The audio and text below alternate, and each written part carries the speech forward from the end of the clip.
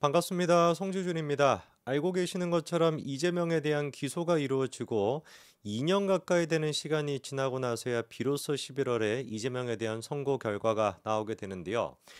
왜 이렇게 이제 그 선거 결과가 오래 걸렸냐? 뭐 근본적으로는 법원의 문제도 있을 겁니다. 법원에서 신속하게 할 생각이 별로 없고, 뭐 일각에서는 뭐 그런 얘기도 있기는 있더라고요.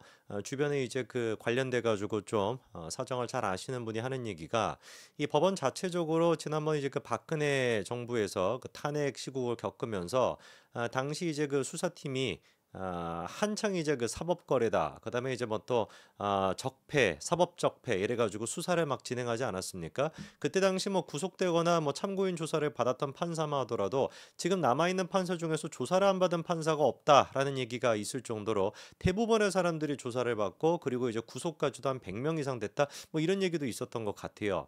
그래서 그때 사건을 겪고 난 뒤에 현재 지금 정부에 대해 가지고 일종의 괘씸죄 같은 게 있다. 이런 얘기도 또 있더라고요. 뭐 심지어 이제 워낙에 이게 그 사건 자체가 늦춰지다 보니까 뭐 그런 얘기까지도 나오는 게 아닌가 싶습니다. 근데 이제 또 다른 문제 같은 경우는 사건 자체가 워낙에 큰 것도 당연히 이제 근본적인 원인이긴 합니다. 그러다 보니까 관련된 증인들도 굉장히 많고요. 더 근본적인 문제 같은 거는 그 증인들이 협조를 안 한다라는 거예요. 이게 이제 그 이재명 대표 주변에 있는 사람들의 그 특징이라고 해야 될까? 이 뭔가 좀 알 수 없는 좀 정치 집단이 아니라 사이비 종교 집단이라고 봐야 될 것 같습니다. 그냥 단순한 측근 그룹이 아니라 사이비 종교 같은 그런 어떤 끈끈한 그걸로 묶여 있어가지고 배신하면 죽는다. 배신하면 사라지게 된다. 이런 어떤 공포심도 일조하겠지만 뭐 어쨌거나 그런 식의 여러 가지가 복합적으로 돼서 그냥 단순히 정치적인 측근들이 아니라 운명 공동체 같이 인간들이 엮여 있다라는 거죠. 그러다 보니까 가족끼리도 우리가 함부로 이제 그 진실을 못 밝히지 않겠습니까? 그런 것처럼 생판 남인 이 사람들에 대해서도 이재명에 대해서도 함부로 이 사람들이 얘기를 안 하고 아예 그냥 얘기를 안 하거나 얘기를 한다라고 해도 강력하게 그냥 위증을 해버리는 이런 지금 케이스다 보니까 재판 결과가 나온 데까지 시간이 오래 걸릴 수밖에 없는 것이죠. 지금 주변에 있는 사람 다 하나같이 위증과 관련된 문제가 있습니다. 예를 들어 가지고 배소영 같은 경우도 위증과 관련된 문제가 있다라고 말씀을 드렸죠. 5명의 식사를 하고 2명은 이제 그 김혜경과 그때 이제 그 정치인의 그 와이프였다라는 게 검찰의 판단인데 배소연이가 3명은 계산한 게 맞지만 자기랑 수행원 3명은 자기가 계산한 게 맞지만 2명은 김혜경이랑 그 이제 와이프가 아니라 포장해 가지고 자기가 먹었다. 이렇게 했는데 그것도 이제 구라였죠. 그쵸? 그것뿐만 아니라 이제 그 현장에 있었던 그 중진 의원의 와이프라고 하는 사람도 각자 현금으로 결제했다라고 하는데 그것도 위증이었습니다. 뭐 한두 번이 아니죠. 이화영 같은 경우도 주변에 있는 사람들이 전부 다 그냥 위증과 관련돼 있다라고 봐도 무방한데 이화영 본인 스스로도 마찬가지고 신명섭이라고 하는 인간이 있어요. 이 인간이 어떤 인간이냐? 평화협력 국장직을 맡았던 사람이 이제 그 신명섭이라고 하는 사람입니다. 뭐 듣도 보도 못한 인간이죠, 그렇죠? 근데 이 인간이 처음으로 이제 목소리 냈던 게 언제냐? 이화영이 그때 이제 총선 끝나고 난 뒤에 무슨 뭐 그 검찰청에서 술판 회유가 있었다, 뭐 그런 말도 안 되는 소리 지금도 하고 있지만 그 얘기를 처음 꺼냈을 때. 이때 구속돼 있었던 사람이 신명섭이거든요. 신명섭이가 옥중 편지를 써가지고 맞다. 이화영이가 진짜로 그런 식으로 무슨 뭐 회유가 있었고 나 또한 마찬가지로 검찰부터 회유를 받았다. 뭐 이런 개떡 같은 소리를 했던 사람이 신명석입니다. 근데 애당초 이 인간이 구속이 됐던 것도 이제 그 쌍방울이랑 관련돼서 구속이 된 건데 그것뿐만 아니라 위증죄까지도 추가적으로 기소가 돼 있어요. 얼마나 뻔뻔스럽게 이게 위증을 하는지를 들어보면 기가 찰 뿐입니다. 뭐 예를 들어 가지고 사진까지 이제 뭐 찍히고 다 이제 막 공개가 돼 가지고 진실이 밝혀져 있음에도 불구하고 김성태랑 그때 이제 중국 심양에서 북한 측 인사랑 같이 협약식에 참석했다라고 하는 게 거의 뭐 객관적인 사실로 지금 드러나 있는데 그럼에도 불구하고 참석한 적이 없다. 이랬다가 지금 이 위증죄로 또 기소가 되어 있고요. 그것뿐만 아니라 지금 또 보면은 뭐 한두 가지가 아니. 김성태랑 같이 그 갈 때 항공기 바로 옆자리에 앉아가지고 심양 공항까지 갔음에도 불구하고 재판에 나가서는 김 회장을 본 적이 있냐, 김성태를 본 적이 있냐라는 질문에 대해 가지고 몰랐다라는 식으로 또 허위 증언합니다. 그리고 심지어 김성태랑 같은 차를 타고서 심양 공항에서 호텔까지 이용했음에도 불구하고 김성태가 자리에 있었냐라는 질문에 대해서도 아닌 것 같다. 같이 차를 탔으면 봤을 것이다라고 또 허위 증언해요. 그러니까 입만 열면 개구라를 치는 거 이재명도 그렇고 뭐 이화영도 그렇고 배수는 다 주변 인간들이 다 똑같습니다. 심지어 신명섭이 같은 경우는 그렇게 위증으로 기소가 됐는데 최근에 있던 재판에서 뭐라고 자기가 반박했는지 아십니까? 피고인이 즉 신명섭이 김성태와 당시 항공기 비즈니스석 옆자리에 있었다라는 사실은 맞기는 맞다. 근데 검찰의 질문을 잘못 이해해가지고 김성태를 본 적이 없다가 아니라 김성태를 몰랐다라는 것으로 내가 얘기한 것이다. 이렇게 또 말 같지도 않은 헛소리를 합니다. 분명히 지가 뭐라고 했는데, 분명히 아까 전에 제가 방금 읽어드리지 않았습니까? 아닌 것 같다. 같이 차를 탔으면 봤을 것이다. 이게 뭔 소리입니까? 같이 차를 안 타고 갔다. 그러니까 현장에 김성태가 없었다. 이렇게 분명히 지가 진술을 한 거잖아요. 그래 놓고서는 이제 와가지고 내가 그때 당시 김성태를 봤냐 안 봤냐 이 질문이 아니라 김성태를 잘 아냐 잘 모르냐 이 취지로 이해했다. 아니 무슨 이건 또 비하 발언 같은 게 될 수가 있으니까 그까지는 안 하겠습니다. 이게 지금 말이나 되는 소리입니까? 그리고 또 김용도 마찬가지입니다. 김용 본인 스스로뿐만 아니라 그 이제 이홍우라고 하는 사람, 시장상권진흥회 원장을 맡았던 사람이 이제 그 이홍우죠, 그렇죠? 이 사람 또한 그때 이제 그 김용이 유동규 씨의 그 사무실에서 돈을 받았다라고 하는 그 진술에 대해 가지고 그거 불가능하다. 김용은 그때 유동규랑 같이 있지 않았다. 왜? 나랑 같이 있었기 때문에. 그리고 나랑 같이 있었다라고 하는 근거가 뭐였습니까? 달력 같은 거, 아이폰에 이제 그 달력 같은 거를 찍어가지고 이거 아이폰 달력 봐봐라. 여기 내가 요 날짜에 김용이랑 만나기로 돼 있지 않냐. 그게 어떻게 증거가 될 수 있습니까? 제가 만약에 지금 이제 달력에다가 누구 이름을 적을까요? 뭐가 있습니까? 그 윤석열 대통령 이렇게 그냥 날짜를 그냥 적어놔요. 그리고 난 다음에 나중에 문제가 됐었을 때, 나 이 날짜에 거기 없었는데, 나 윤석열 대통령 만나고 있었는데, 이게 말입니까? 방구입니까? 그런 얘기를 했었다가 이홍우 씨가 이제 위증이 또 되니까 그 부분에 대해서 나중에 가서 어떻게 했어요? 지금은 어떻게 된 상태입니까? 입장을 바꿨습니다. 자기가 위증을 했다라고 실토를 했죠. 여기서 그런데 우리가 살펴봐야 되는 것이 뭐냐?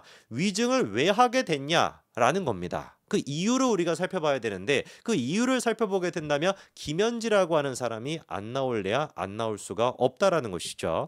자, 일단 이 지금 이홍우 씨가 검찰에서 추가적으로 뭐라고 이제 이유를 밝혔냐? 초창기에는 구속된 두 사람을 보호하려는 방법을 나름대로 세워서 거짓말을 했던 것 같다. 여러 팩트가 나오는 상황에서 도저히 내가 버틸 수가 없어서 자백을 하게 됐다라는 거예요. 자, 그런데 결정적으로 자기가 위증하게 됐다. 결정적으로 자기가 위증했다라는 걸 실토하게 됐던 배경이 뭐냐? 내가 위증을 하겠다라고 승낙하지도 않은 상태였는데 잘 들어보십시오.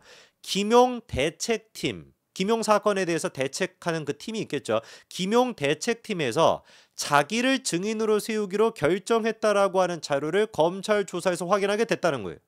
그러니까 나는 지금 김용을 위해 가지고 위증을 하겠다라고 김용 측에다가 미리 얘기도 안 해놨는데 이미 김용 대책팀에서는 야, 이용호를 갖다가 일단 위증하겠다라고 했으니 이용호를 갖다가 저기 증인으로 세워 이런 식으로 다 짜여져 있었다라는 겁니다. 그래서 그거를 보고서 이 사람이 알리바이를 짜맞추기 위한 판이 짜여 있었다라는 느낌을 지울 수가 없었고 배신감이나 섭섭함이 들어가지고 결국에 위증했다라는 걸 실토하게 됐다라는 거예요. 심지어 이게 얼마나 인간들이 무섭냐면은요. 김용의 변호사랑 이제 통화까지 해가지고 이제 김용 지금 이용우 씨는 왜 위증을 한 겁니까? 본인을 위해 가지고 위증한 게 아니라 김용을 위해 가지고 위증을 한 거잖아요. 근데 그렇게 이제 위증교사 혐의를 받고 난 뒤에 김용 측의 변호사랑 통화를 하는데 김용 측 변호사가 뭐라고 했냐? 그 위증교사 혐의로 이제 위증은 다 했잖아요. 그러니까 이제 쓸모가 없다라고 생각했는지 그래요? 위증교사 혐의를 받게 되셨어요? 알아서 하십시오. 이랬다라는 거예요. 그래가지고 이제 이때부터 배신감이나 이런 게 커가지고 자기가 위증했다라는 걸 실토하게 됐다라는 겁니다. 이 부분에 대해 가지고 김용 대책팀이 누구냐, 누가 여기 들어가 있냐라고 하는 것도 사실 많은 부분들이 나와 있습니다. 이재명 대선 캠프 당시에 상황실장을 맡았던 박모 씨, 서모 씨 두 사람이 이제 이용호한테 위증교사를 시켰다라는 것인데 저는 이거는 실무팀에 불과하다라고 봅니다.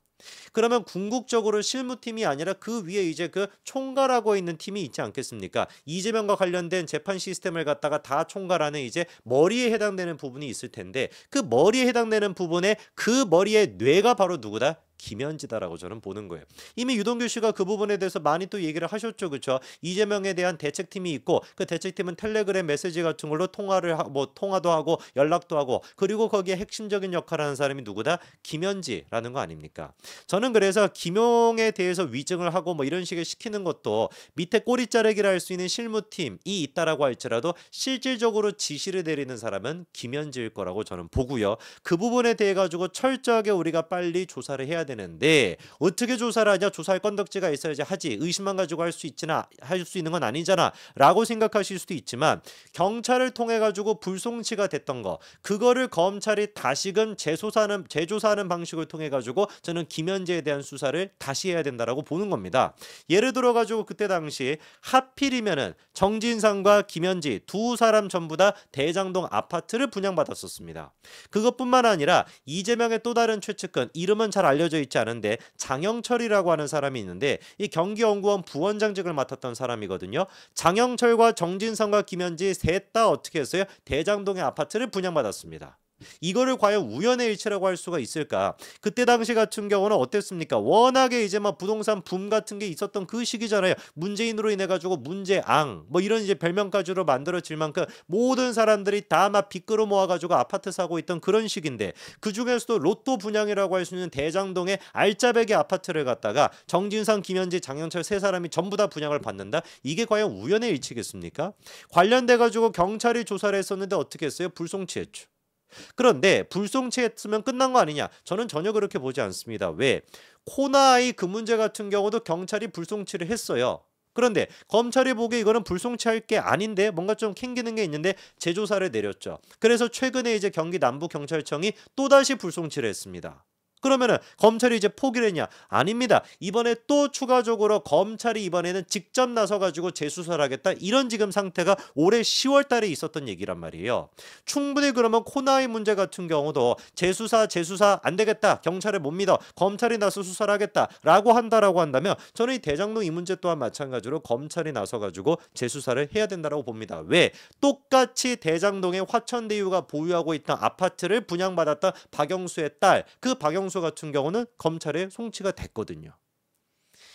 꼬리가 길면 밟히는 법이죠, 그렇죠? 그런데 지금 김현지랑 정진상이랑 김용 같은 경우는 꼬리가 많이 길었었는데 그 정진상에도 얼마나 이제 그림자 밑에 있었습니까? 근데 김현지 같은 경우는 그림자 그 자체예요. 그냥 귀신입니다. 근데 그렇다라고 할지라도 우리가 이 부분을 간과하고 있으면 안 되고 반드시 검찰이 나서 가지고 경찰이 불송치했던 부분을 다시 파헤쳐 가지고 이거 조사를 해야 된다. 이재명에 대한 완벽한 명줄을 끊어내기 위해선 김현지를 끊어내지 않고서는 불가능합니다. 모든 사실상 위증의 첫 시작은 제가 보기에 김현지로부터 시작하고 있기 때문에 김현지를 잘라내야 위증도 막고 이재명을 처단할 수가 있습니다. 여기까지 말씀드리겠습니다. 감사합니다.